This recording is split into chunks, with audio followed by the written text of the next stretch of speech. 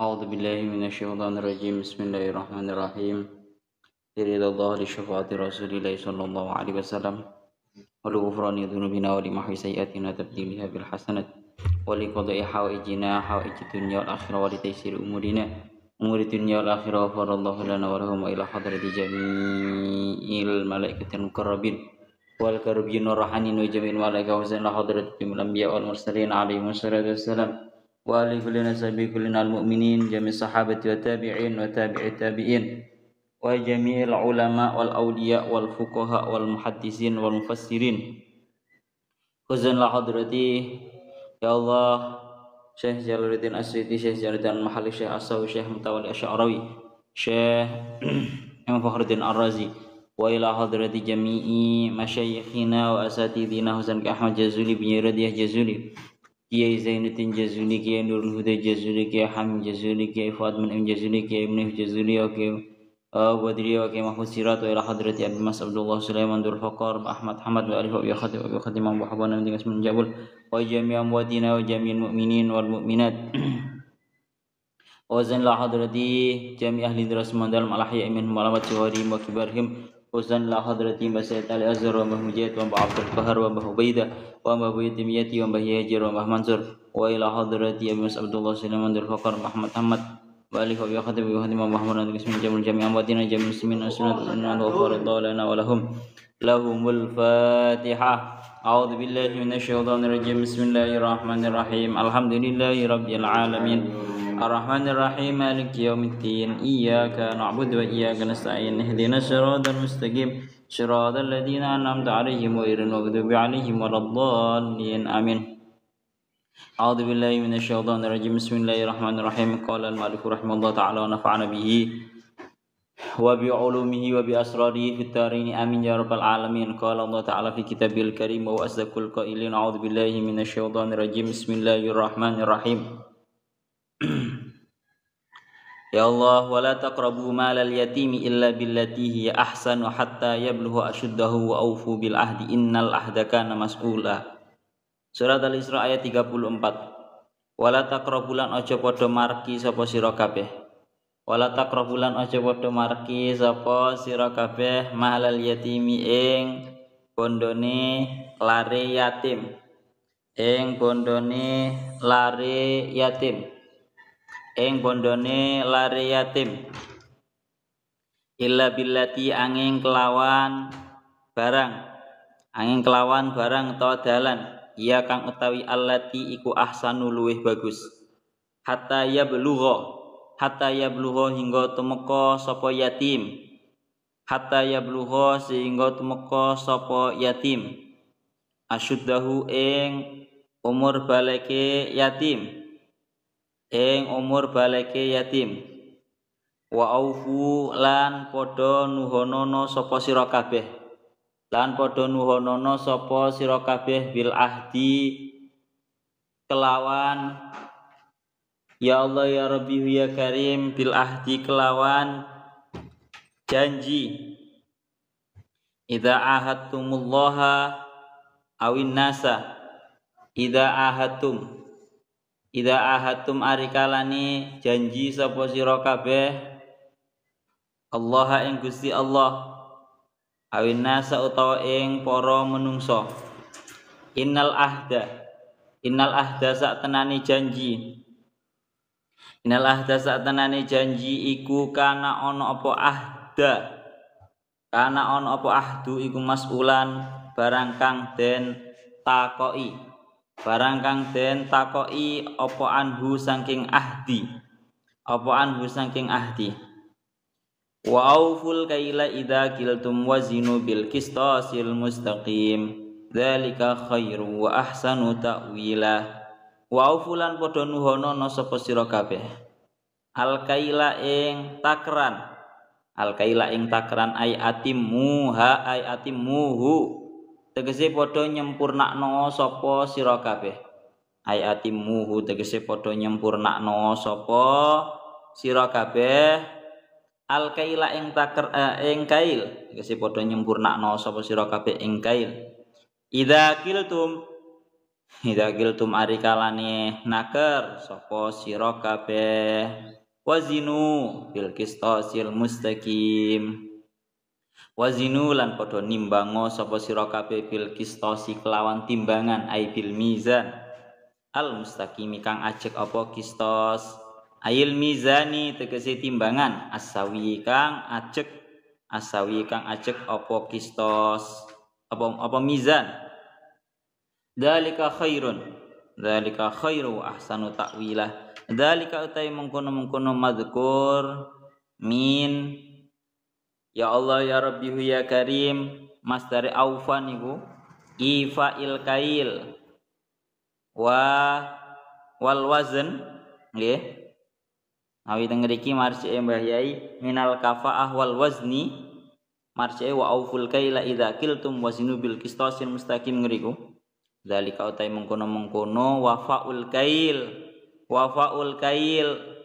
wal wazn iku khairun luwih bagus wa ahsanulan tegese luwih bagus apane takwilan panggon baline ma'alan tegese nggon baline pun sakmenten mawon piye. Ya Allah ya Rabbi ya Karim teng mriki melanjutkan yang kemarin sak mangkin iki bahas mengenai wala taqrabu malal yatimi illa billati hi ahsan. Jangan kamu niki surat Al-Isra ayat 34. Kita tafsiri secara perinci secara ringkasnya riyen seperti yang ada di dalam kitab tafsir Jalalainnya. Wala taqrabu malal yatimi illa billati hi ahsan. Janganlah kalian semua itu mendekati hartanya anak yatim kecuali dengan cara yang itu merupakan cara yang paling baik. Jadi ini merupakan nasihat. Jangan kita itu sesekali memegang atau istilahnya mendapatkan amanah untuk menjaga hartanya anak yatim kecuali dengan cara yang paling terbaik. Dengan cara yang paling terbaik. Hatta yablughu asyuddah. Hingga anak yatim itu nanti mencapai terhadap umur baliknya. Kalau anak yatimnya sudah mencapai umur baliknya, maka bisa nanti diserahkan kepada si dianya sendiri.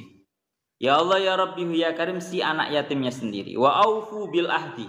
Dan hendaknya kalian semua itu menepati terhadap janji ai idza ahadtumullaha awin nasa. Yani ketika kalian semua itu mempunyai atau berjanji kepada Allah Ta'ala atau kepada para manusia, hendaknya kita itu benar-benar menepati terhadap janji. Illa billati ya Allah ya Rabbi ya Karim innal ahda kana mas'ulah. Karena sesungguhnya yang namanya janji itu merupakan sebuah hal ay mas'ulan anhu, sebuah perkara yang akan ditanyai. Sebuah hal yang sifatnya memang benar-benar akan ditanyai. Pun niku secara garis globalnya riyen teng kitab tafsire Jalalainnya ngoten. Sekarang kita membahas secara perincinya. Teng mriki dikatakan seperti yang ada di dalam kitab As-Sawinya dan juga di dalam kitab tafsir Fakhrul Razi dan juga Syekh Mutawalli Asy-Sya'rawinya. Jadi ini membahas mengenai nopo? Pembahasan mengenai mengelola harta anak yatim. Ya penting untuk zaman sekarang. Sekarang itu banyak yang namanya yayasan anak yatim. Iki kudu paham tenan ambek konsepe wala taqrabu malal yatimi illa billati hi ahsan. Mulane teng mriki dikatakan. Jadi janganlah kalian semua itu mendekati terhadap hartanya anak yatim kecuali dengan cara yang terbaik.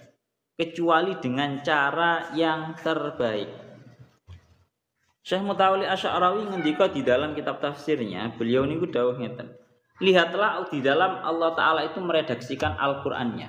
Allah Ta'ala di sini tidak meredaksikan dengan wala ta'kulu malal yatim.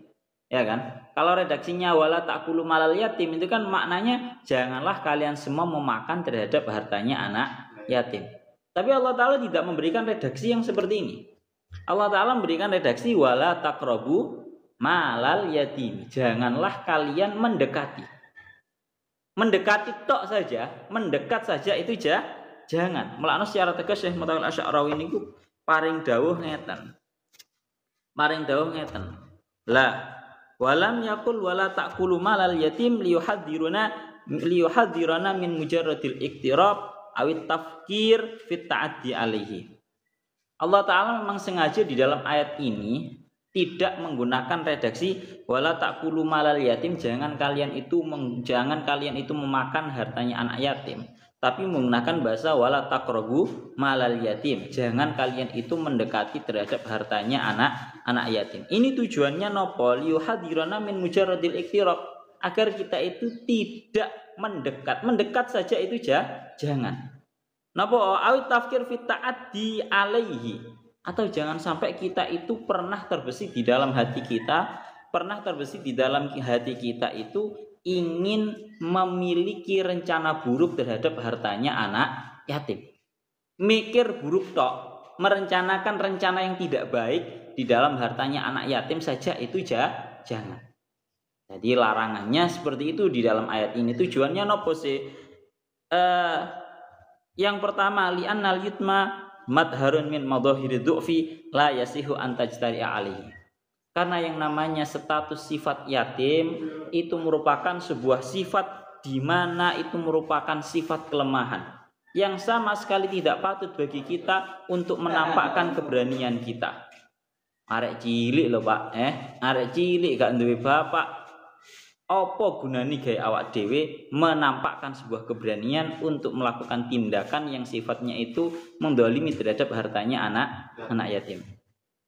Dan juga begini, kenapa kok tengeriki larangannya adalah wala taqrabu malal yatim. Sekali lagi sama seperti yang kemarin wala taqrabu zina, ya. Secara garis globalnya memang seperti yang sudah didakwakan sama Syekh Mutawal Asy'arawi bahwa Allah Ta'ala itu seringkali di dalam larangan-larangannya itu menggunakan kalimat la taqrabu, jangan mendekati. Jadi lebih melarang untuk mendekati sebuah perkara yang sifatnya itu manhi, ya, sifatnya itu dilarang. Bukan kok langsung melarang suatu hal yang dilarang itu, tapi Allah Ta'ala selalu melarang untuk mendekati sebuah hal yang dilarang. Tujuannya nopo? Karena itu tadi, man hama haulal hima yushigu ayyaqa afihi.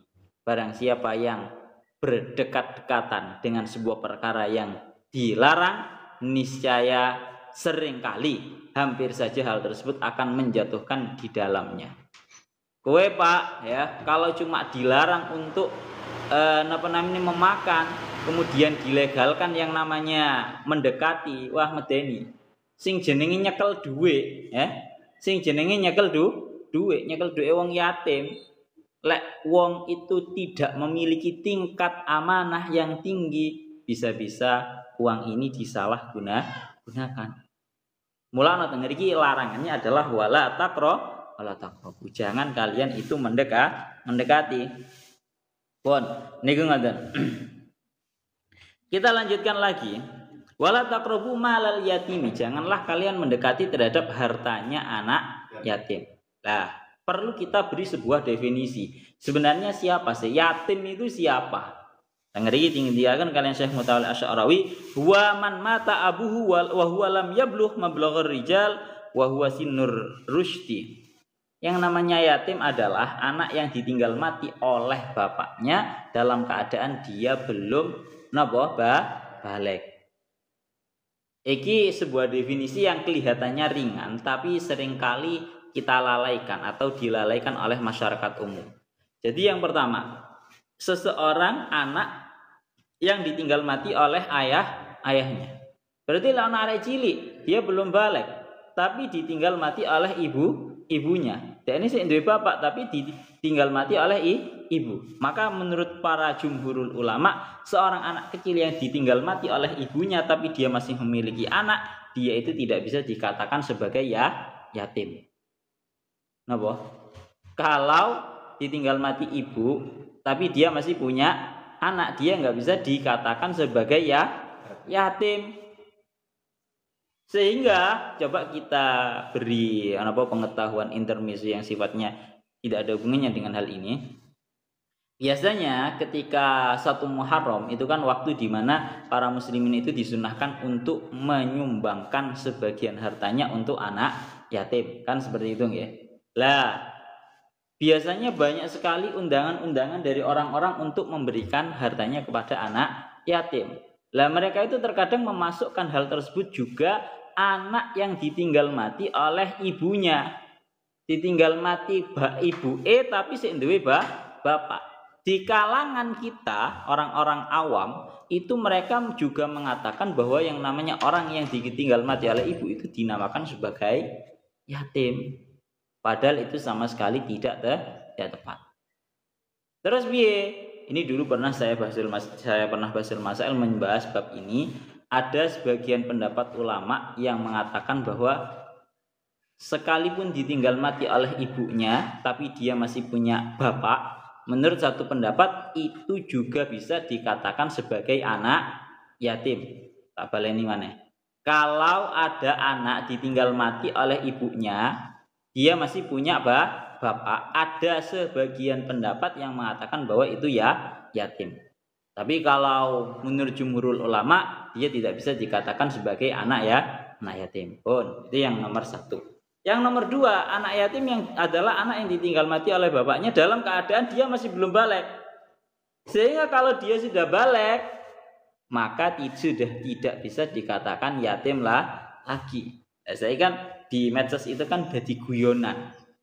Arek-arek wis gede kayak awak dhewe ngene iki umur 20-an ngene iki masih menstatuskan dirinya sebagai yatim. Yatim. Lah, maka sebenarnya kalau seorang anak itu sudah mencapai umur baliknya walaupun sudah ditinggal mati oleh ayahnya, itu tidak bisa dikategorikan sebagai anak yatim. Ya. Contoh, dia sudah kelas 1 SMP. Dia kebetulan sudah balik, umur masih 12, umur masih 13. Tapi dia sudah balik, dia ditinggal mati oleh ayahnya, maka dia tidak bisa dikatakan sebagai yatim. Dan dia tidak berhak menerima sumbangan atas nama anak yatim. Saya ingatkan ini soalnya banyak sekali. Ya, kalau sudah balik, maka dia tidak bisa dikategorikan sebagai anak yatim dan tidak berhak untuk mendapatkan sumbangan atas nama anak yatim. Hanya saja kalau memang dia kondisinya masih kecil walaupun sudah balik, dia belum mempunyai yang namanya penghasilan dan juga seterusnya, dia bisa masuk dalam kategori du'afa atau anak-anak atau orang-orang yang lemah. Paham ya? Itu penting banget kalau eling. Nah, soalnya nopo banyak sekali yang dalam hal ini masih menganggap mudah atau istilahnya melanggar karena terlalu dianggap mudah. Itu definisi yang namanya yatim. Sekarang kita lanjut. Kenapa sih kita itu disyariatkan di dalam agama Islam ini untuk memperhatikan terhadap anak yatim seperti yang didakwakan oleh Syekh Mutawalli Asy'arawi. Tengeriki beliau secara tegas berkata, fa yuridul haqqu subhanahu wa ta'ala awalan ayyastala min qalbil yatimi wa fikrihi hadhil masyair. Karena ngeten, ketika seorang anak itu kehilangan sosok ayahnya, maka dia seorang anak itu akan merasa tersakiti, akan merasa tersakiti dan dia itu akan merasa berat ketika melihat anak-anak yang sepantaran dengan dia sama semuanya itu memiliki seorang ayah yang selalu memberikan kasih sayangnya kepada para anak. Sehingga Allah Ta'ala menghendaki dengan syariat Islam ini bagaimana caranya seorang anak itu anak yang kehilangan sosok ayah di dalam kehidupannya yang masih di umur kecil, bagaimana dia merasakan bahwa seluruh para mukminin ini merupakan sosok ayah baginya. Paham ya? Jadi bahasane walidzalika yusi al-mujtama'a bihi liyash'ura annahu wa in faqada abahu fal mu'minuna jami'an lahu aba'u.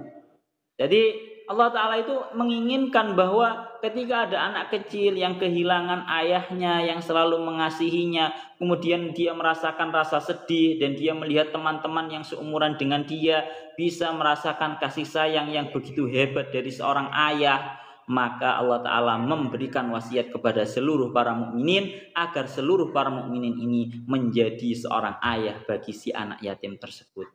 Istilahnya agar untuk mengobati rasa ya Allah ya Rabbi ya Karim, rasa sedih yang ada di dalam hatinya.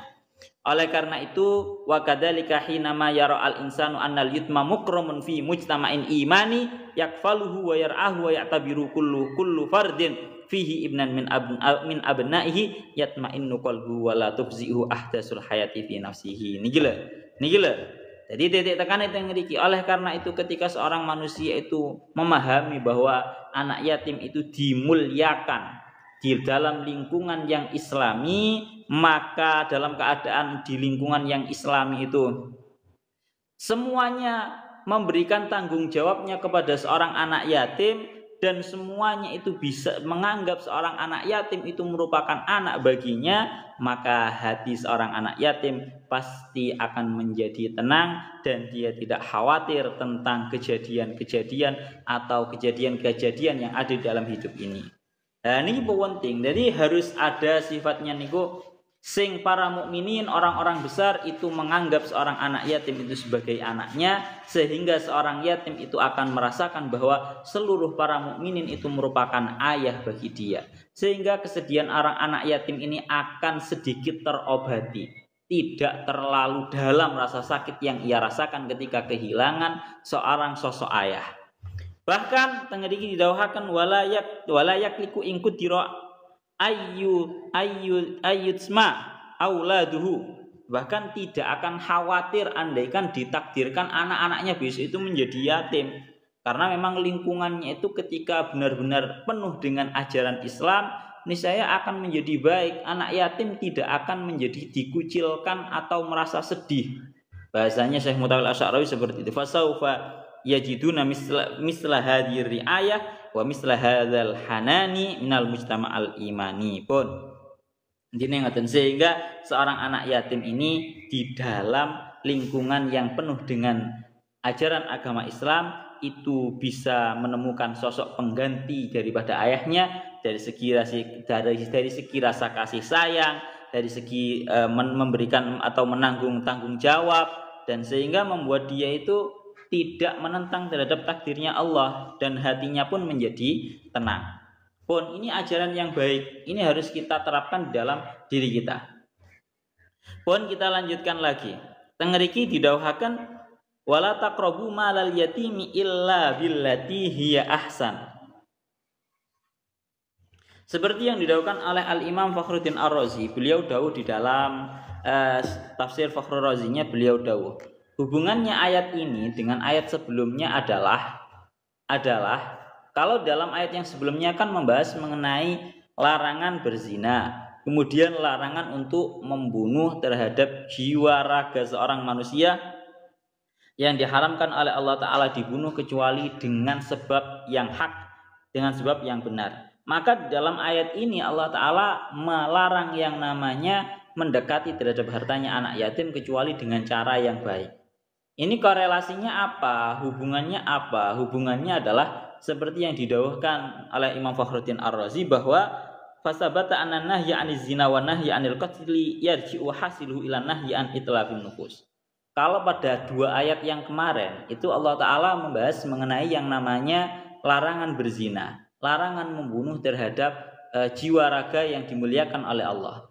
Lah itu merupakan intinya adalah itlafun nufus. Allah Ta'ala itu melarang jangan sampai ada yang namanya membinasakan atau merusak terhadap yang namanya jiwa raga. Lah di dalam hal ini kita sedang membahas falamma dzakara ta'ala adzalika atsba'u bin nahyi an itlafil amwal. Maka di dalam ayat ini Allah Ta'ala itu memberikan sebuah larangan jangan sampai ada yang namanya perusakan terhadap harta. Nah, bahwa perusakan terhadap harta. Kalau ayat yang kemarin, dua ayat yang kemarin itu kan membahas mengenai perusakan terhadap yang namanya jiwa raga. Kalau sekarang ini Allah Ta'ala membahas mengenai yang namanya perusakan terhadap harta. Karena nopo? Li'anna azal asya'i ba'da nufus al-amwal. Karena paling agungnya suatu hal setelah jiwa raga adalah harta. Wongku setelah memiliki jiwa raga yang bagus, yang sehat, yang paling penting pada dirinya adalah harta. Mulana wa haqqun nasi bin nahyi an itlafi amwalihim wal yatim. Dan paling berhaknya para manusia yang perlu mendapatkan perhatian dari syariat ini agar dijaga hartanya, agar hartanya ini jangan sampai ada perusakan, adalah seorang anak yatim. Anak yatim adalah sosok yang paling berhak untuk mendapatkan perlindungan dari pengerusakan hartanya. Karena napa? Di annahu li siharihi wa du'fihi wa kamali ajzihi ya'dumu dararuhu fi itlafi mali. Karena dia itu ketika kondisinya sangat kecil sekali, di umurnya yang masih kecil, maka ya'dumu dararuhu fi itlafi malihi, maka sangat agung mara bahaya yang dia terima kalau sampai harta yang dia miliki itu dirusak. Artinya dirusak ini bisa saja diambil ataupun yang lainnya. Oleh karena itu Allah Ta'ala mengkhususkan, membahas secara khusus di ayat ini mengenai perusakan hartanya anak yatim. Pun niku bahas mengenai masalah korelasi ayat ini dengan ayat yang sebelumnya. Lah kemudian ngeten, mulai kita membahas mengenai pengelolaan hartanya anak yatim. Ini jadi perlu, soalnya wakai wong saiki iku malah menjadikan yang namanya yayasan anak yatim itu sebagai bisnis. Napa? Menjadikan yayasan anak yatim sebagai bisnis.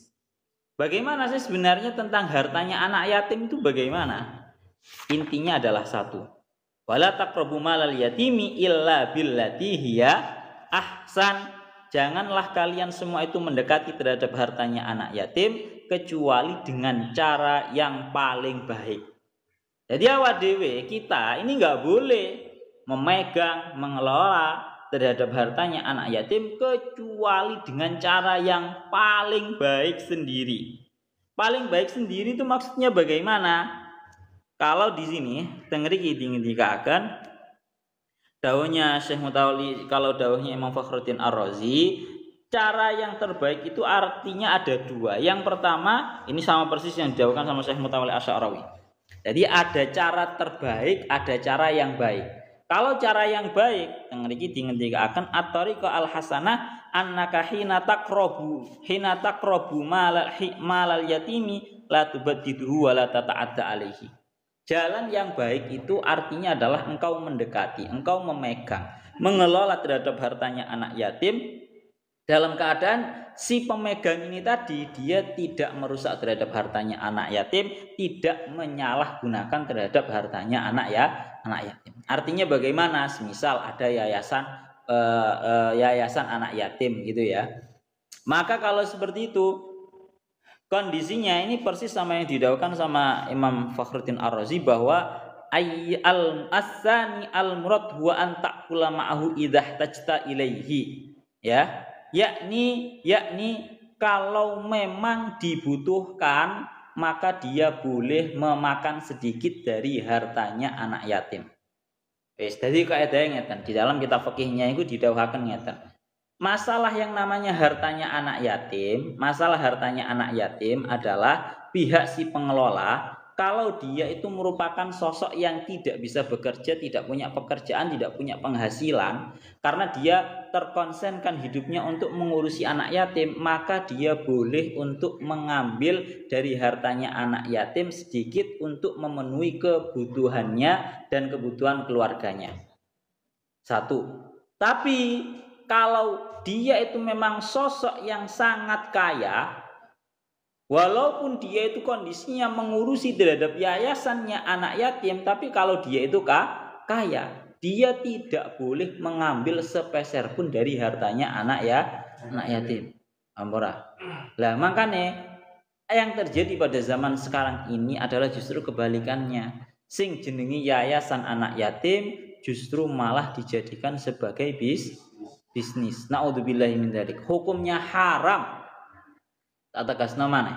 Hukumnya haram bagi orang yang dia itu mempunyai yayasan anak yatim, tapi dia kondisi kaya, dia sudah punya bisnis, dia sudah punya pekerjaan yang cukup untuk kehidupan dia.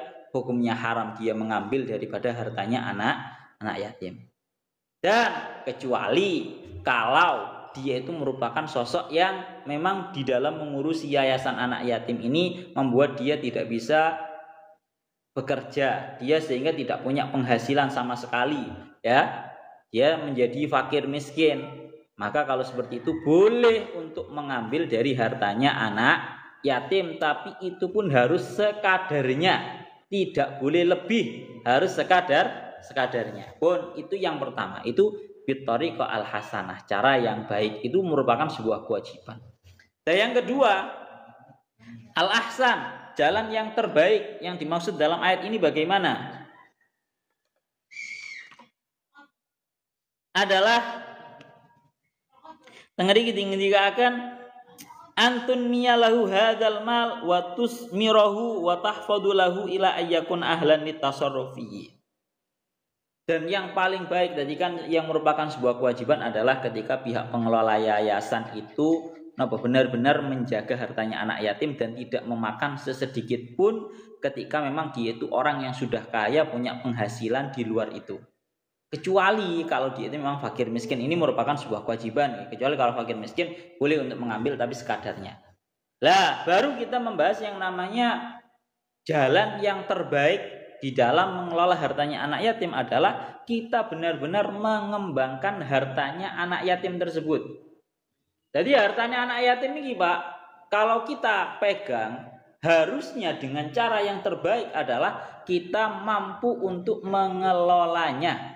Nah, kita mampu untuk mengelola. Jadi duit anak yatim bukan hanya sekedar dipegang saja, tapi dikelola, dikembangkan agar menjadi lebih banyak. Dan nyuwun sewu, ini masih 100% harta daripada anak yatimnya.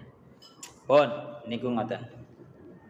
Ya Allah ya Rabbi ya Karim, wala taqrabu malal yatimi illa billati hiya ahsan. Pun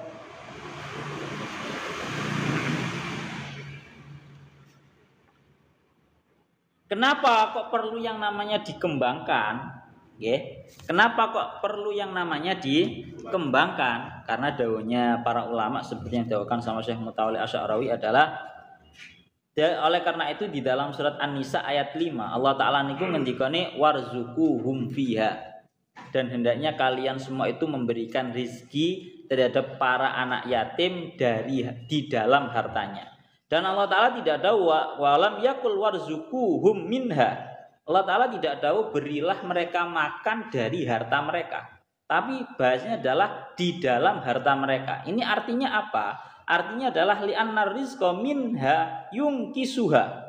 Karena kalau seorang anak yatim ini terus-terusan diberi makan dari uangnya, ini akan menyebabkan uang yang dia miliki itu habis.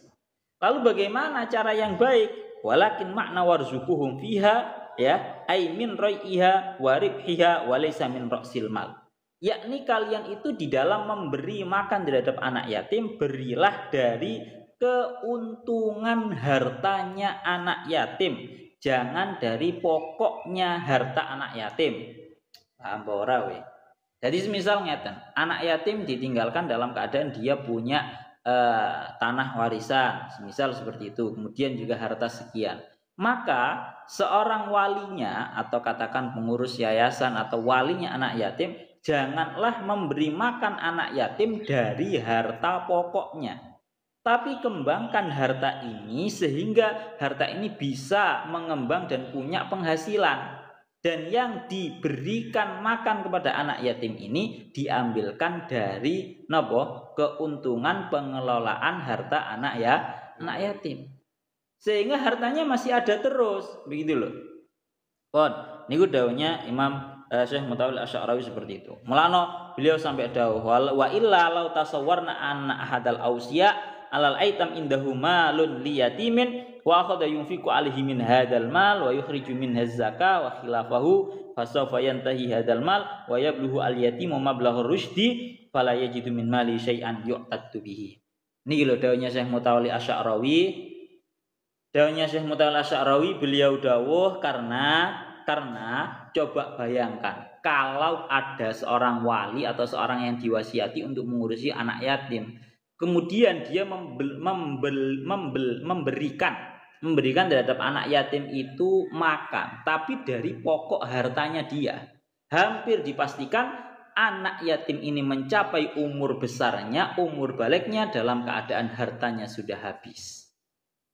Makanya dawuhnya Syekh Mutawalli Asy'arawi adalah kembangkanlah uangnya, hartanya anak yatim itu, kemudian berilah makan si anak yatim dari hasil pengembangan atau pengelolaan harta anak yatim. Jangan dari pokok hartanya, tapi dari keuntungan hartanya anak yatim. Pun niku yang pertama. Yang kedua niki wal haqqu subhanahu wa ta'ala yuridu alla yuhrima al yatim min khibrati ashabil khibrah wa salahiyah al iktisadiyah wa idaratil amwal. Karena Allah Ta'ala itu menginginkan agar anak yatim ini mendapatkan sebuah perhatian yang hebat daripada para ahli pembisnis yang mampu mengembangkan terhadap hartanya anak yatim. Bon, niku ngoten. Lah yang tidak kalah pentingnya adalah niki dawuhnya Syekh Mutawalli Asy'arawi, faqat yakun min haula iman laisa ladaihi malun ya'malu fihi falyamal fi malil yatim wa yudiruhu lahu wa yunmihi wal ya'kul minhu al ma'rufa. Jadi terkadang ada orang itu ahli bisnis, ada orang itu ahli bisnis, tapi dia itu merupakan orang yang fakir, orang yang nggak punya modal. Maka kalau seperti itu hendaknya dia mengelola terhadap hartanya anak yatim, dia memberikan perhatiannya kepada anak yatim, sehingga kemudian terus dia itu langsung dia itu mampu mengelola dan mengembangkan hartanya anak yatim. Karena statusnya fakir, boleh dia untuk mengambil sedikit dari hartanya anak yatim untuk kebutuhan kesehariannya. Tapi wa in kana ghaniyan falyasta'fif anhu, kalau dia itu sudah kaya, janganlah mengambil dari hartanya anak yatim. Li'annahu la yahilu lahu, karena itu tidak halal. Ya. Allah Ta'ala berfirman dalam surat An-Nisa ayat 6, yaqulu ta'ala wa man kana ghaniyan falyasta'fif wa man kana faqiran falyakul bil ma'ruf. Orang yang kaya hendaknya dia menjaga dirinya dari memakan harta anak yatim sesedikit apapun. Punya yayasan anak yatim, tapi dia kaya, tapi dia punya usaha yang banyak, yang sudah cukup untuk hidupnya dia. Jangan sampai dia mengambil dari hartanya anak yatim sepeser pun. Tapi kalau yang mengurusi itu wa in kana fakiran, wa man kana fakiran, tapi dia kalau yang mengurusi ternyata fakir, maka boleh fal yakul bil ma'ruf, maka boleh untuk memakan, tapi sekadarnya, jangan sampai melebihi. Pun hatta yablugha asyuddah, dikelola, dipegang oleh walinya atau orang yang diwasiati itu sampai hatta yablugha asyuddah, sampai si anak yatim itu mencapai umur balik. Mulakna teng mriki dingendikaken ya Allah ya Rabbi ya Karim, ai hatta yakura wa yablugha mablaghur rijal, yakni sampai dia itu mencapai umur balik.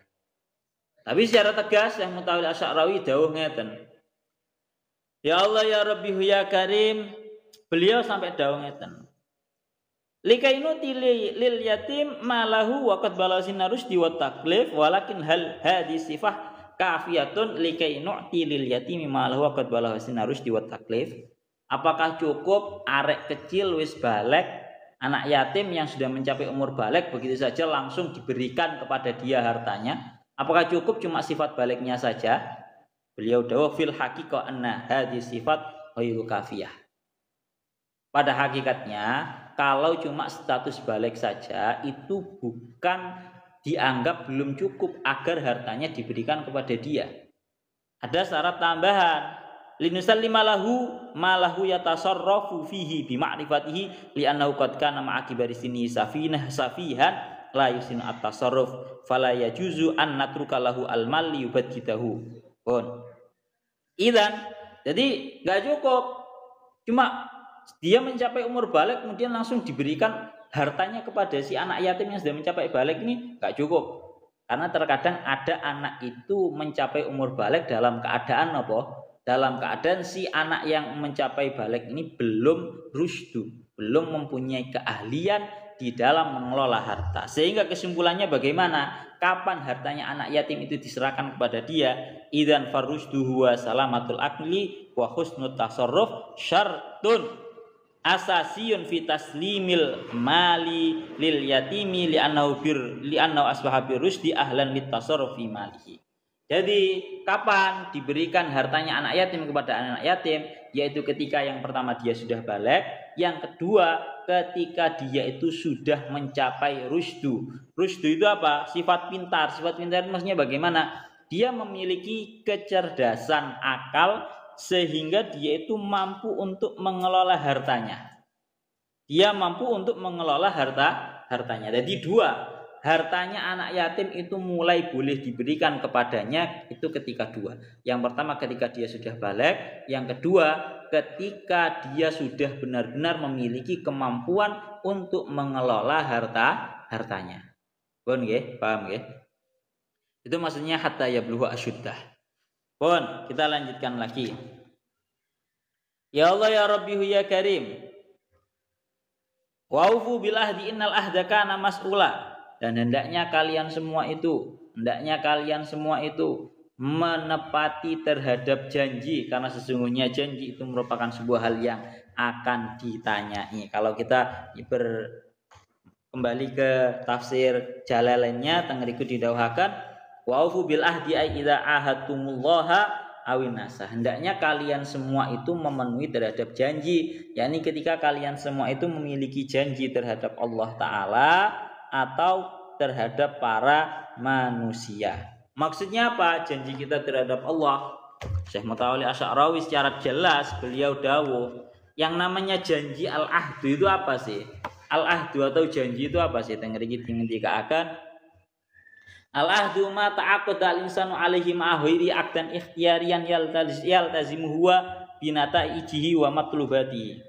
Jadi yang namanya janji itu adalah sebuah hal yang menjadi sebuah kesepakatan seorang manusia bersama dengan yang lainnya, satu orang dengan orang yang lainnya, dengan tujuan tidak lain tidak bukan adalah aqdan ikhtiyariyan yaltazimu huwa binata'ijihi wa matlubatihi. Yang namanya janji itu adalah sebuah kesepakatan antar satu orang dengan yang lainnya, yang mana dua orang ini memiliki kesanggupan dengan segala sesuatu yang ada di dalamnya dan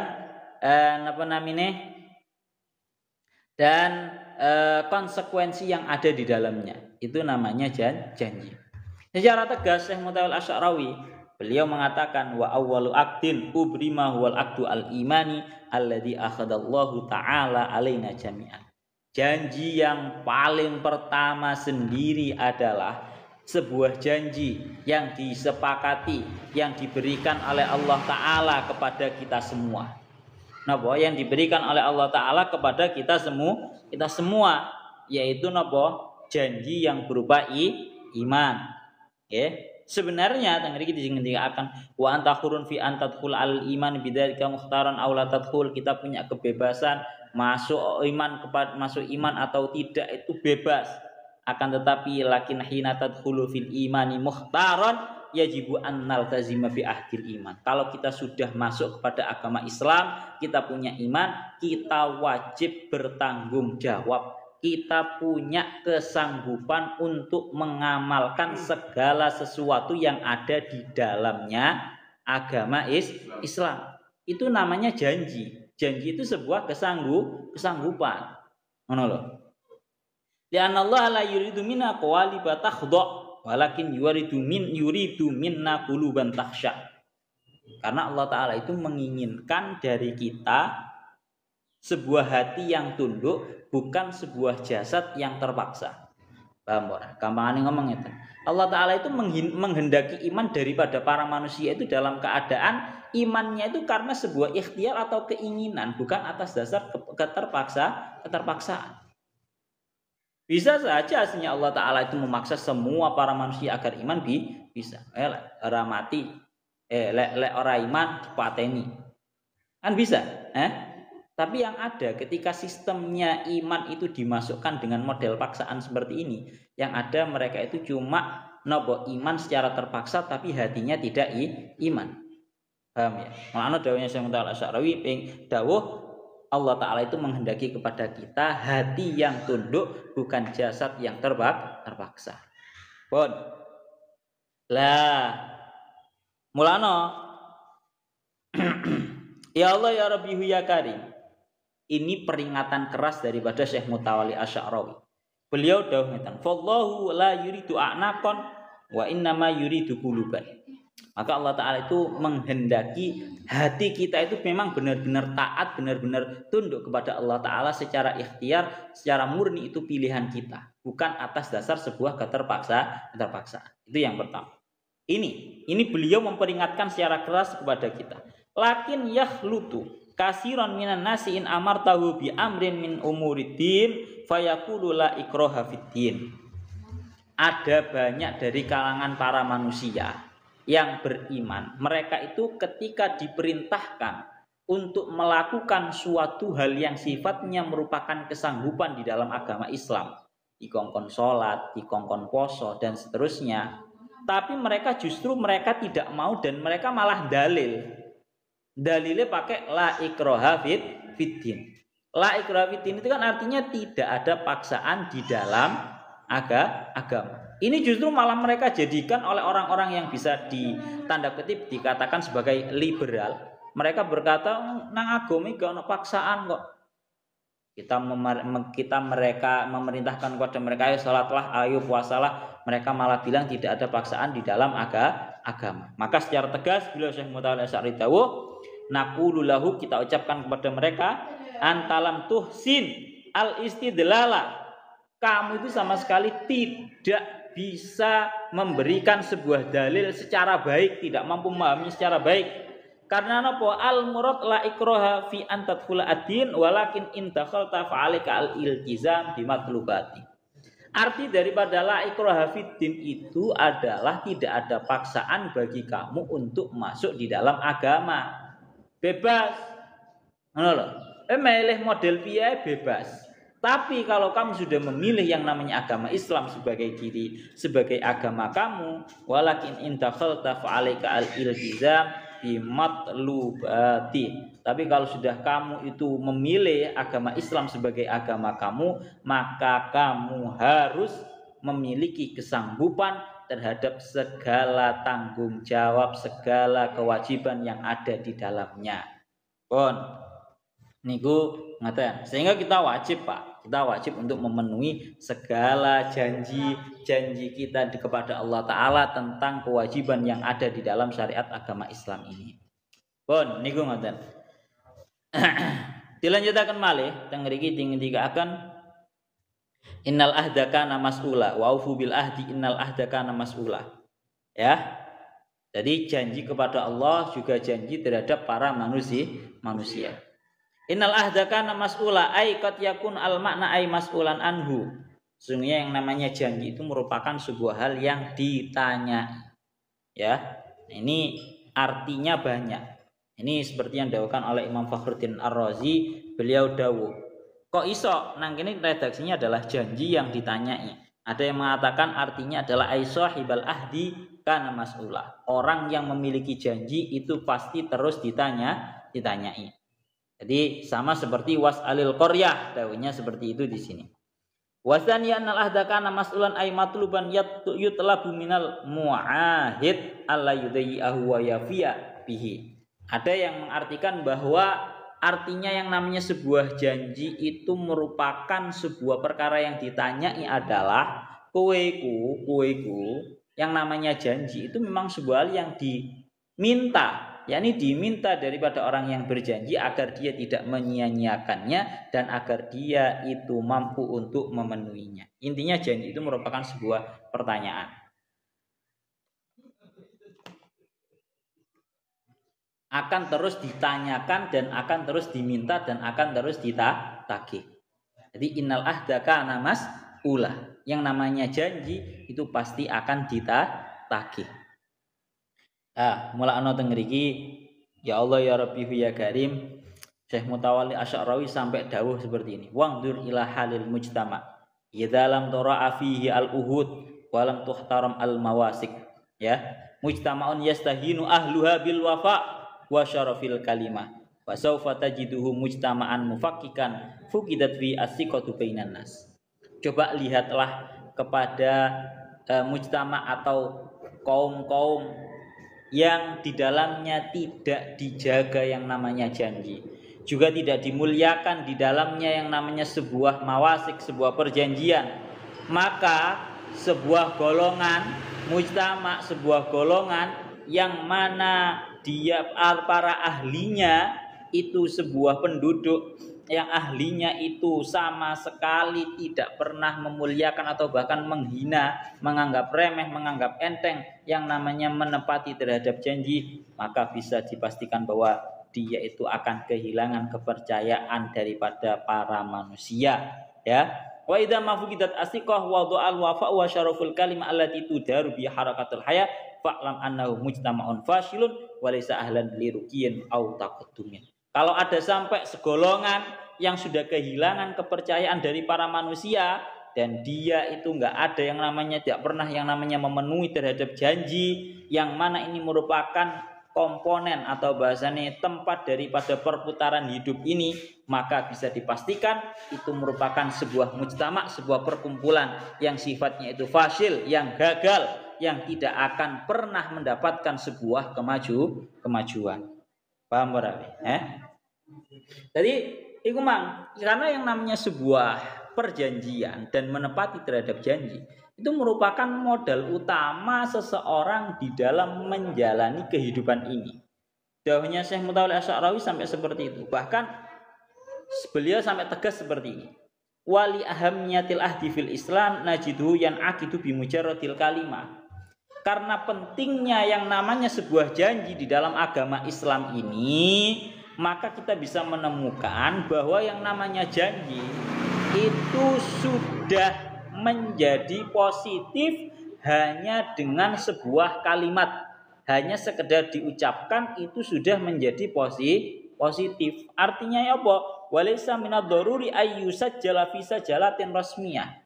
Enggak perlu direkam, enggak perlu ditulis, kamu cuma ngomong dengan sebuah janji di dalam syariat Islam kita itu sudah bisa dikatakan sebagai janji yang sifatnya itu harus ditepati. Li'annal mu'min tasiku fi kalimatiha hatta idza lam tuwassak wa tuktab, bahasanya seperti itu. Karena yang namanya orang mukmin ini bisa mendapatkan sebuah kepercayaan dari segala kalimatnya, bahkan sekalipun kalimat-kalimat yang diucapkan itu tidak pernah ditulis, tidak pernah direkam. Paham ya? Harusnya kalau orang mukmin itu ya seperti itu, Pak. Sudah bisa dipercaya hanya dengan kalimatnya. Walaupun tidak ditulis, walaupun tidak direkam. Pun. Ya Allah ya Rabbi ya Karim. Kita lanjutkan lagi. Bahkan sampai ngendikaken ngeten. Orang itu ketika ingin mendapatkan sebuah kemajuan di dalam hidupnya, modalnya cukup satu, yaitu dia memiliki kepercayaan dari orang lain. Paham berapa? Dengan modal dia memiliki kepercayaan dari orang lain, dia bisa mendapatkan kehidupan ini menjadi lebih maju bagi dia. Sekalipun dia tidak memiliki modal lain. Kamu kalau tahu negara Singapura nih, tak ceritani gue. Singapura itu nih, Singapura itu adalah negara yang kecil. Singapura itu adalah negara yang kecil yang sifatnya itu dia tidak banyak memiliki penghasilan bumi ataupun penghasilan yang lainnya. Hanya saja Singapura itu merupakan sebuah negara yang memiliki tingkat kepercayaan yang tinggi dari negara-negara lain. Sehingga sampai-sampai negara yang lain itu berani untuk memesan sesuatu kepada negara pengusaha-pengusaha yang ada di Singapura. Kemudian negara Singapura iki isok nggolek nonang negara-negara liyane. Mek gur bondo sing jenenge kepercayaan. Pun mulakno teng iki intinya adalah satu, bangunlah hidup kamu. majukanlah hidup kamu dengan satu hal yang berupa sifat kepercayaan. Loh nggih, perusahaan-perusahaan itu kalau mau maju yang dibangun pertama kali sendiri adalah sebuah kepercayaan. Dan bisa dipastikan kalau seseorang itu sudah kehilangan kepercayaan dari dalamnya, ya, dari dirinya, hampir bisa dipastikan dia akan menjadi seseorang yang gagal, yang tidak patut untuk mendapatkan sebuah kemajuan di dalam hidupnya. Kalau dibahas sedikit lebar malih ya. Sering kita dengarkan yang namanya ucapan orang-orang yang namanya janji adalah hutang. Kalau di dalam bahasa Arabnya itu istilahnya adalah al-wa'du dainun. Al-wa'du dainun. Yang namanya janji itu sebuah hutang. Lalu bagaimana sih arti sebuah janji itu adalah hutang? Ini kembali lagi kepada konsep fikihnya. Daunnya para ulama yang namanya janji itu kalau dalam banyak madhab mengatakan bahwa janji itu memang hukumnya wajib untuk ditepati. Napa? Janji itu hukumnya wajib untuk ditepati. Loh nggih. Tapi kalau dalam madhabnya Imam Asy-Syafi'i, janji itu hukumnya hanya sunnah untuk ditepati. Tapi bukan berarti kowe salah paham. Wah, dalam madhabnya Imam Syafi'i hukumnya menepati janji mek sunnah. Berarti wis gak dilakoni ora apa-apa lho.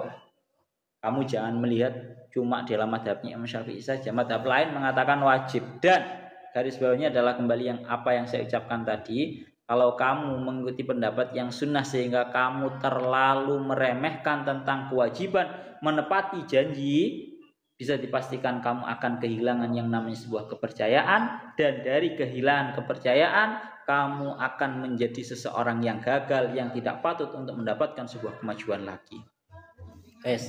Niku seperti itu. Terakhir, wa auful kaila idza kiltum wazinu bil qistasil mustaqim dzalika khairu wa ahsanu ta'wila. Surat Al-Isra ayat 35. Kita buka tafsir Jalalainnya dulu. Tang iki dikatakan wa auful kaila ay atimmuhu.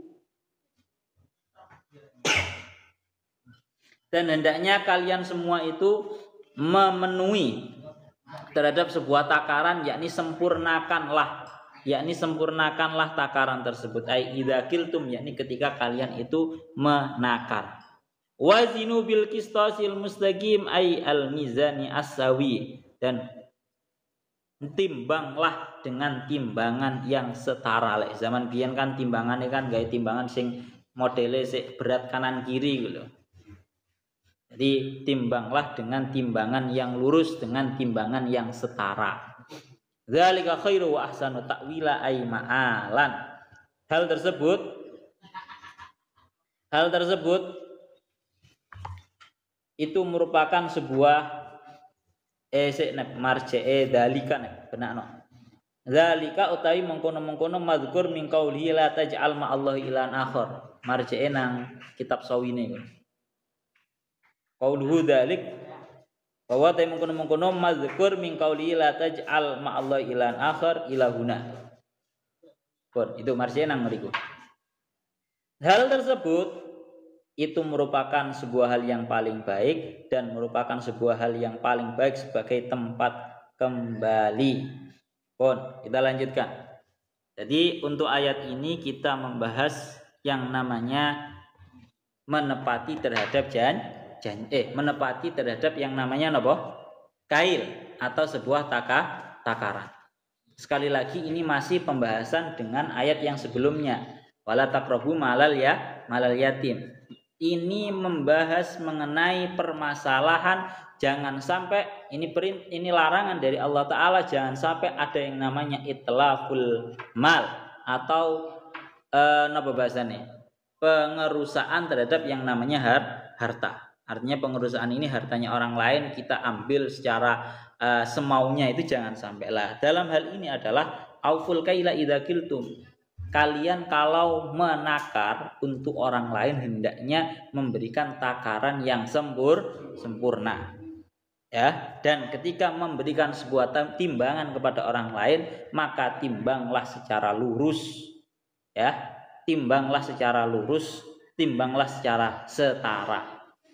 Dawuhnya beliau Syekh Mutawal Asy'arawi secara tegas, tantakilu bina al-ayatu ila qadiyatin min akhtari qadayal mujtama. Nggih.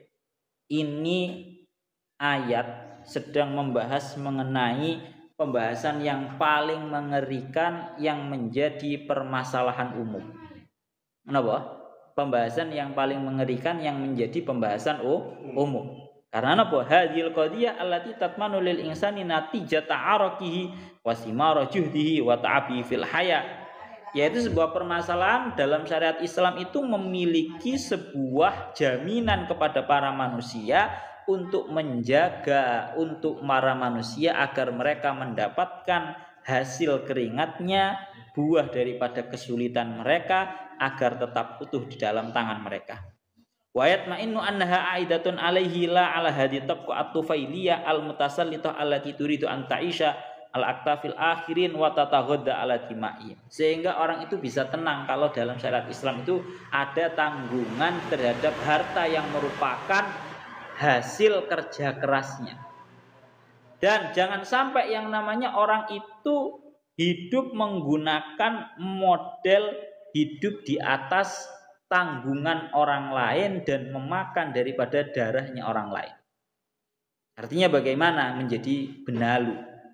Sifatnya ya ini seperti yang dijelaskan dalam ayat ini, mencuri tapi dengan cara yang sifatnya itu sangat licik, yaitu mengurangi timbangan. Ya Allah ya Rabbi ya Karim, kita harus memerangi yang namanya hal ini. Ya Allah ya Rabbi ya Karim, kita lanjutkan.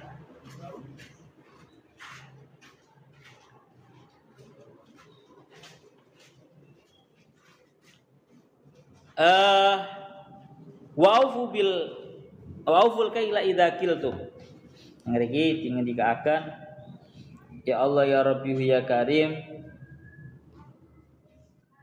ketika kita itu memberikan sebuah timbangan, hendaknya kita itu memberikan timbangan yang sifatnya napa? Benar-benar utuh, benar-benar sempurna. Dan lagi sampai beliau niku dawuh la tata'affaf wa la tajjar in akhadna minka al-yauma li'anna taqa allati amilna biha wajdata wa jama'ta hadzal maltaqatan wa qudratan laysat dzatiyatan fika. Jadi ngeten. Saya mau tahu oleh Sya'rawi niku sampai dawuh seperti ini.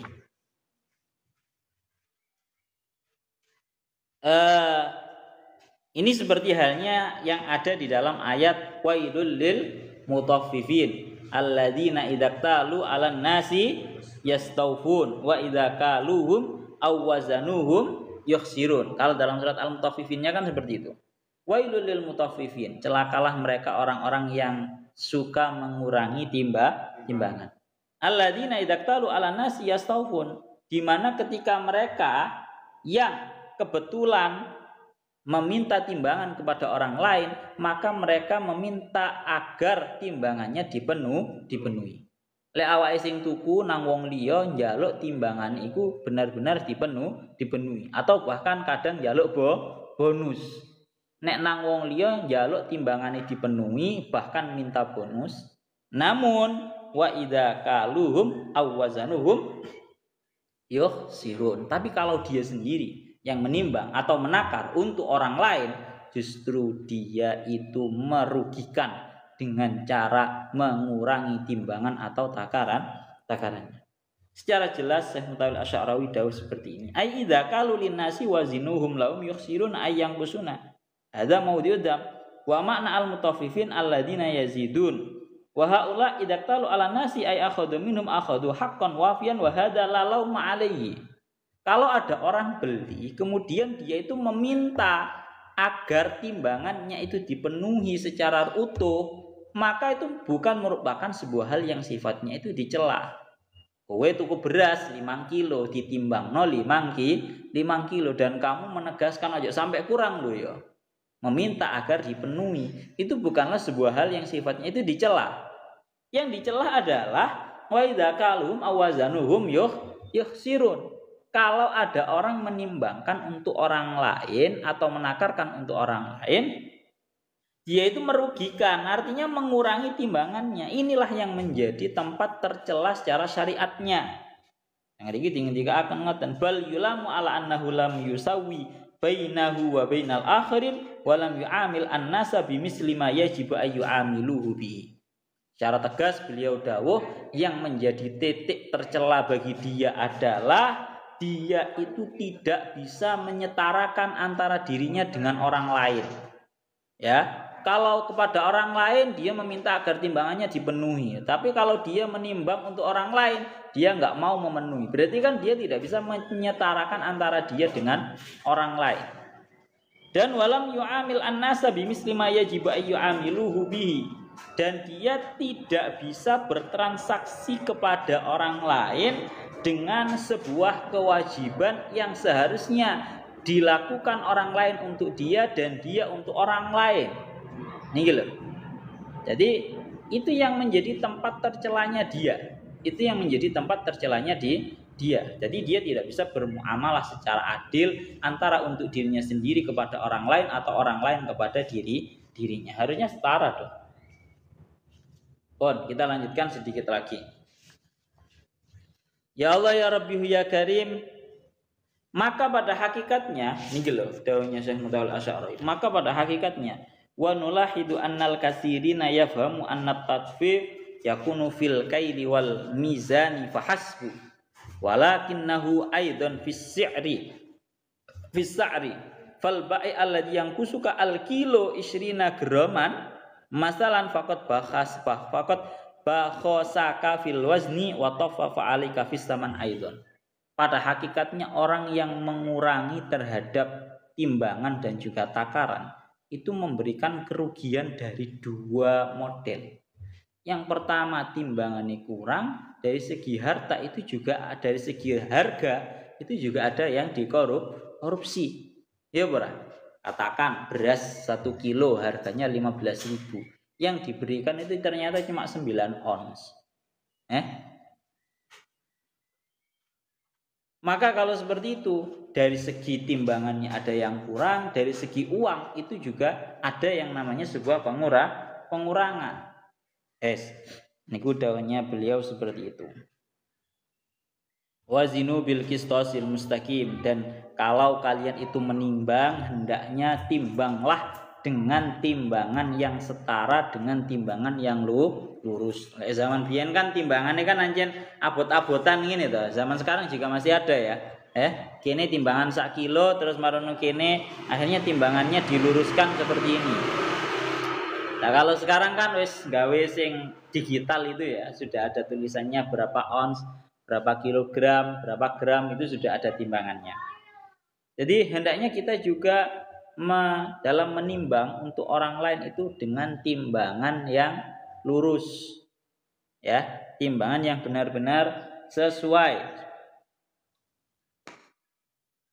Ya Allah ya Rabbi ya Karim. Mulakno niki lho.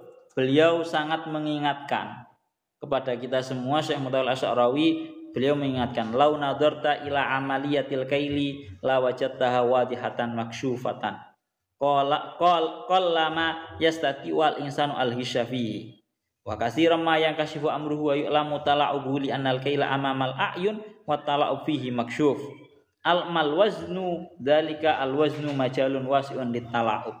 Dadi ngeten dawuhnya Syekh Mutawal Asy'ari, kalau yang namanya takaran itu jelas tampak di antara pandangannya para manusia. Ini jangan sampai juga dijadikan sebagai bahan kecurangan. Lek ngerti nih. Biasanya yang termasuk daripada kecurangan di dalam takaran adalah di dalam membeli yang namanya pasir. Membeli pasir. Kuwi delok nang toko-toko galangan ini biasanya. Kan katakan dengan harga 450.000 semisal. Itu sudah mendapatkan pasir 1 pickup. Pasir 1 pickup. Biasanya takarannya itu mereka curangnya adalah pickup-e nang mburi ku adae diketok. Diperminim diketok kemudian dilas. Itu merupakan yang namanya bentuk daripada pengurangan di dalam takaran. Itu satu. Yang nomor 2, di dalam urusan timbangan pun juga sama. Kita harus memberikan sebuah timbangan secara sempurna. Jangan sampai aneh-aneh. Mulanya beliau Syekh Muhammad Al-Asy'ari tegas mengatakan amal waznu fa ghairu dalik. Al waznu majalun wasi'un litala'ub. Yang namanya timbangan itu bisa dipermainkan. Bahasanya Syekh Muhammad Al-Asy'ari waladat tujar al-futariqatin wa tariqatin yabkhosuna biha al-wazna duna ayyadribim ahad. Nah, ini beliau dawuh orang para pedagang itu punya 1000 cara di dalam mengurangi sebuah timbangan. Wes. Jadi ojo sampai Pak awak dhewe aneh-aneh koyo ngeten iki. Ya Allah ya Rabbi ya Karim. Jangan sampai awak dhewe niku mengurangi yang namanya sebuah timbangan. Mulane teng mriki dilanjutaken.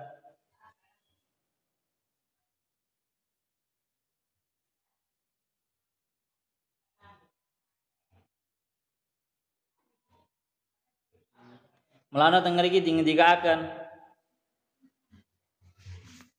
Terakhir, dawuhnya Syekh Mutawalli Asy'arawi, beliau dawuh seperti ini. Fa'lam jayyidan annaka in hoshasta an-nasa fi sil'atin wahidatin fasawfa tuhashu fi mi'atis sila' wa anta bidzalika khasirun la mahalata mahma darat bika al-awham wa dununu fahasibta annal mas'alata fi salihika. Perlu kamu ketahui secara baik bahwa sesungguhnya kalau kamu menipu manusia di dalam satu benda dagangan, niscaya kamu akan ditipu dalam ratusan benda dagangan. Kamu boleh sekarang menipu satu orang atau beberapa orang di dalam satu benda dagangan. Tapi perlu kamu ketahui bahwa besok pasti akan datang waktu di mana kamulah yang akan ditipu dalam ratusan dagangan. Istilah karma lah, bahasanya Syekh Muhammad Al-Asy'ari itu karma. Kamu sekarang menipu di dalam satu benda dagangan, tapi besok kamu akan ditipu dalam ratusan benda dagangan. Lalu bagaimana agar kita bisa menghindari ini yang namanya menipu dalam urusan harta dagangan? Jangan sampai kita menipu. Caranya adalah wala tansa annaka qayyuman la ta'khudhu sinatu wala naum. Kamu jangan sampai lupa bahwa pada hakikatnya kita ini sedang berada di dalam awasannya Allah Ta'ala yang maha mengurusi segala sesuatu yang di atas muka bumi ini. Yang tidak pernah merasakan yang namanya rasa ngantuk atau bahkan tidur. Wala takhfa alaihi min amrika khafiyah, dan tidak samar bagi Allah Ta'ala dari urusan kita satu hal pun. Wa sawfa yusallitu alika man yaskika binafsika sika ila anta tabayyana laka haqiqatu hadhi sufqah al khasirah. Niki lho bahasane. Dan akan Allah Ta'ala pasti akan mengungkap kecurangan yang engkau lakukan. Li'annaka in ammaita ala qada'il ardi falan tu'amma ala qada'is sama fa sawfa tadhabu hadil amwal allati talastaha min aqwatin nasi min haitsu atat. Niki lho. Karena harta ini semua akan binasa dari tempat di mana engkau mendapatkannya secara tidak benar. Paham barawi? Harta yang kamu dapatkan secara tidak benar itu pasti akan binasa. Harta yang kamu dapatkan dengan cara yang tidak benar itu pasti akan binasa. Ini ancaman dari Kanjeng Nabi loh. Mulanya beliau Syekh Muhammad Al-Asy'ari menukilkan dawuhnya Kanjeng Nabi Muhammad sallallahu alaihi wasallam dawuh, man asoba malan min mahawish adhabahullahu fi nahabir. Ya, tak baleni maneh. Man asoba malan min mahawish adhabahullahu fi nahabir.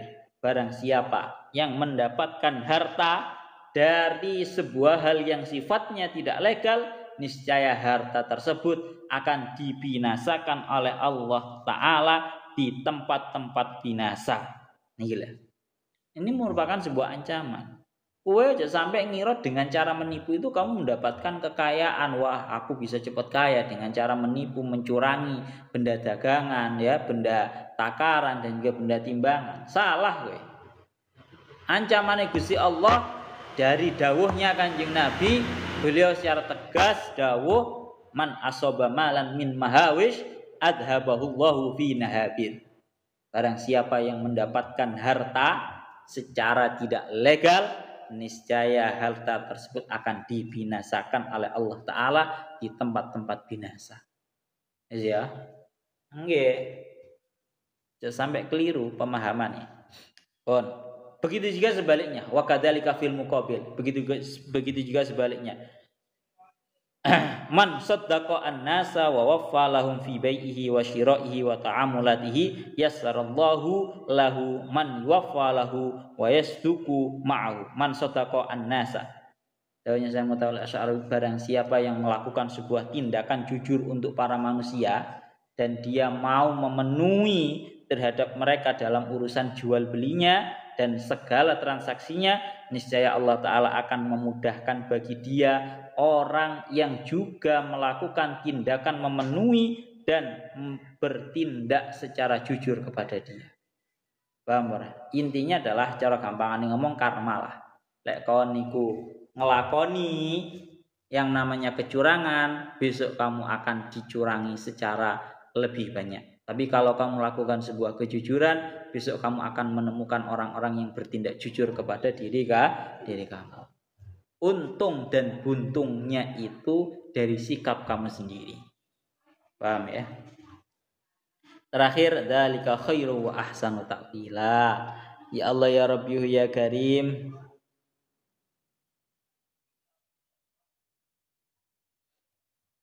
Dan hal tersebut merupakan sebuah hal yang paling baik dan menjadi tempat kembali yang paling baik. Secara tegas Syekh Mutawalli Asy'ari dawuh, wa makna dzalika annal muqabil lahu laisa khairan wala ahsana akibatan falladhi yahishu an-nasa wa yahti'uhum yadunnu annahu yahishuhu yazidu fi mali wajlibu al-khaira li nafsihi. Kalau ada orang menipu para manusia ya, dan dia menyangka bahwa dengan tipuannya itu dia bertambah kaya, dia itu bertambah untung, maka naqulu lahum, kami ucapkan kepada dia, anta wahim, kamu itu justru malah salah faham. Falaisa fil ghishi wal bakhsi khairun wa ziyadah an tariqihi hiya ainun naqsi. Secara tegas beliau Syekh Mutawalli Asy'ari dawuh, justru di dalam yang namanya menipu dan merugikan orang lain itu tidak ada sebuah keuntungan dan kekayaan untuk diri kamu. Justru itu merupakan sebuah ainun naksi, bentuk nyata daripada kekurangan di dalam harta kamu. Kenapa? Li'annal haqqa subhanahu wa ta'ala sayujarri'u an-nasa 'alaika fayahushuka hadi wahidatun summa la yalbasu an-nas ayyak tashifu tala'ubaka fil kaili wal mizan fayansarifuna anka wa yuqati'unak. Ancamannya seperti yang dilakukan oleh Syekh Mutawalli Asy'ari, karena Allah Ta'ala pasti akan mengutus orang-orang yang berani melakukan tindakan menipu kepada kamu seperti halnya kamu melakukan tindakan penipuan itu kepada orang lain. Itu yang pertama. Yang pertama tok Allah Ta'ala pasti akan memberikan kepada kamu orang yang berani menipumu seperti halnya kamu berani menipu orang lain. Itu yang pertama. Dan yang kedua, kemungkinan terbesarnya adalah bisa dipastikan tidak lama lagi kamu akan terbuka kecuranganmu di dalam urusan timbangan dan juga takaran, akan terungkap faktamu di hadapan para manusia sehingga para manusia sudah bubar dari diri kamu dan melakukan pemboikotan untukmu. Ini bentuk ainun naksi atau bentuk nyata daripada sebuah kekurangan di dalam harta kamu. Ojo ngira tambah sugih. Pun nggih. Nah, mulane beliau dawuh ammat tajir as-sadiq alladhi yufi al-kaila wal mizan fa innallaha yuyassiru lahu man yuwaffi lahu al-kaila wal mizan wa kadzalika yashtahiru bainan nas bisidqihi wa amanatihi fayuqbiluna alaihi wa yuhrisuna ala ta'amul ma'ahu. Niki lho dawuhnya beliau, adapun seorang pedagang yang jujur, yang memenuhi terhadap takaran dan ketimbangan, maka sesungguhnya Allah Ta'ala itu mempermudah baginya orang-orang yang juga memenuhi timbangan takaran untuknya, dan kemudian dia akan mendapatkan nama masyhur di antara para manusia bahwa dia itu orang yang jujur, orang yang amanah, sehingga semua manusia itu menghadap kepadanya dan menginginkan untuk bermuamalah dengannya. Ya, ayo kae tuku nang wong iku ayo, jarine wong iku jujur, yang ada kamu tambah sukses, yang ada usahamu semakin tambah besar. Paham ya? Itulah arti daripada dawuhnya Allah Ta'ala, dzalika khairu wa ahsanu ta'wila. Itu lebih baik dan endingnya itu pasti akan lebih baik ketika kamu tidak menipu dalam urusan timbangan dan juga takaran. Oh, niku dawuhnya Syekh Mu'tail Asy'arawi seperti itu. Ini sama persis kalau dalam tafsir As-Sawinya itu sama persis juga seperti itu.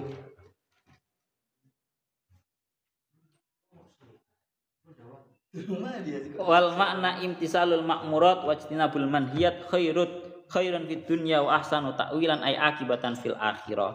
Artinya adalah kita mampu menyanggupi segala perintah dan segala larangan, itu merupakan sebuah kebaikan untuk kita di dunia dan juga di akhirat. Pun ya Allah ya Rabbi ya Karim, wala taqfu ma laisa laka bi ilmun inna sam'a wal basara wal fuada kullu ulaika kana anhu mas'ula. Surat Al-Isra ayat 36. Ilahuna wallahu a'lam bissawab. Enggak agak absen. Males.